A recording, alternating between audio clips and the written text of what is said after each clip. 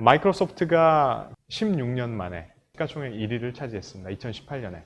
마이크로소프트라는 회사는 계속해서 주가가 쭉쭉쭉 내려가고 있었죠.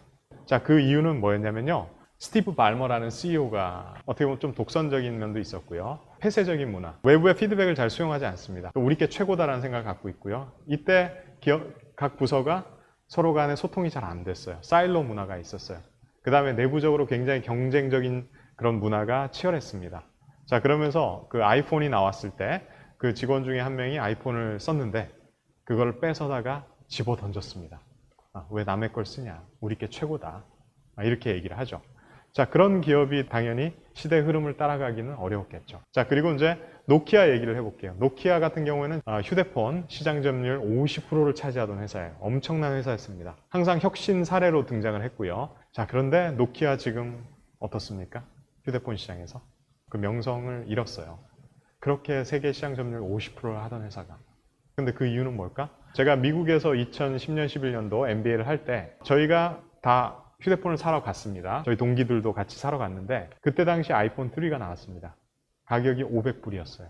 자, 그런데 저희는 다 아이폰을 샀습니다. 50만 원이에요, 우리나라 돈으로. 자, 근데 노키아 폰이 그때 폴더폰, 피처폰 이런 게 얼마였냐? 20불, 30불, 40불짜리가 널브러져 있었어요. 2, 3, 4만 원짜리. 아무도 그걸 사지 않았어요. 자, 시대 흐름은 변하고 있는데 노키아의 CEO가 뭐라고 얘기했습니까? 아이폰이 나왔을 때 조롱을 했습니다. 조크. 니들 농담 같은 제품 만들어 지금 뭐하냐? 뭐 장난치는 거냐? 이렇게 조롱을 했죠. 자, 결국 노키아도 시대 흐름을 따라가지 못하고 망했죠. 본사 사업까지 매각을 했고요. 노키아는 원래 혁신의 대명사였어요.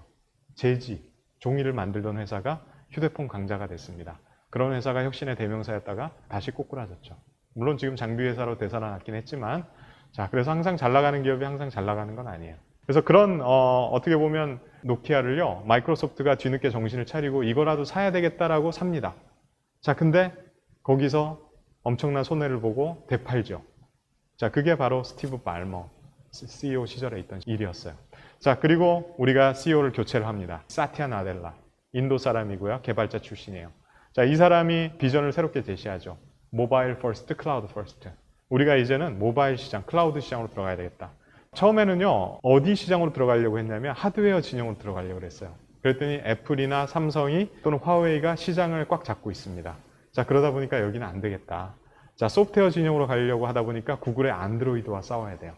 자, 그리고 미디어 시장으로 가려고 하니까 넷플릭스와 유튜브가 있습니다.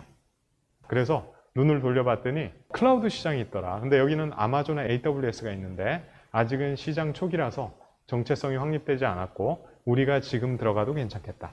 자, 그래서 실제로 사업적으로도 성공을 했죠. 자, 이거를 우리가 포지셔닝이라고 하는 거예요. 어떻게 하면 우리가 독점을 할 수 있을까? 그리고 이제 이 사티아 나델라라고 하는 CEO는요, 기업 문화를 바꾸기 시작했습니다. 성장 마인드셋. 우리가 평생 학습을 해야 된다. 공부를 해야 된다. 시대 흐름을 따라가야 된다. 자, 그래서요, 우리가 공부하는 문화, 이런 것들을 강조를 했고요. 외부의 피드백을 수용하는 문화. 자, 그리고 리더들을 다 교체했습니다. 어떤 사람으로? 경청과 공감을 잘하는 사람.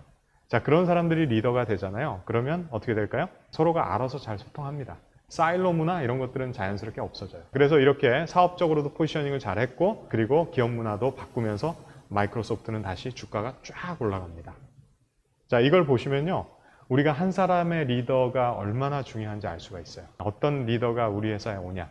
또 마찬가지입니다. 대표님들이 지금 어떤 분이냐에 따라서 우리 회사가 성장할 수도 있고요. 또 직원분들도 굉장히 성장할 수도 있어요. 안 그러면 정말 그냥 일만 시키는 대표. 전혀 성장할 수 없고 이제 그런 관계가 될 수가 있죠.